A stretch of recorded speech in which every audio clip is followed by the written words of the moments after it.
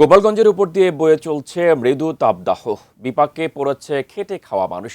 আবহাওয়া অফিস জানিয়েছে এমন অবস্থা থাকবে আগামীকাল পর্যন্ত। এ নিয়ে বিস্তারিত জানাতে গোপালগঞ্জ থেকে যুক্ত হচ্ছেন প্রতিনিধি সজীব বিশ্বাস। সজীব, আমাদেরকে বিস্তারিত জানাবেন।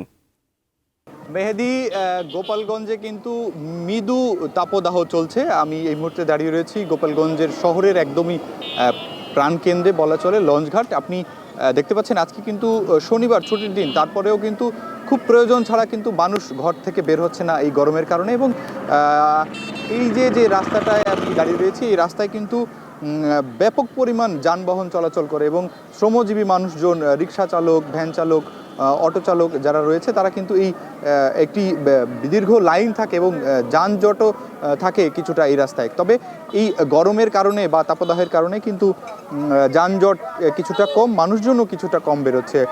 আবহাওয়া অফিস আমাদেরকে জানিয়েছে গতকাল থেকে যে মৃদু তাপদাহ সেটি কিন্তু চলছে। যদি গতকাল 2 তারিখ থেকে আমরা আবহাওয়ার কথা বলি, 2 তারিখে কিন্তু গোপালগঞ্জের তাপমাত্রা ছিল, সর্বোচ্চ তাপমাত্রা ছিল 35.5, 3 তারিখে ছিল কিন্তু 36.5 এবং আজকে বেলা 3টার সময় যে তাপমাত্রা রেকর্ড করা হয়েছে সেটি কিন্তু 36.3 ডিগ্রি তাপমাত্রা রেকর্ড করা হয়েছে। এবং আবহাওয়া অফিস জানিয়েছে যে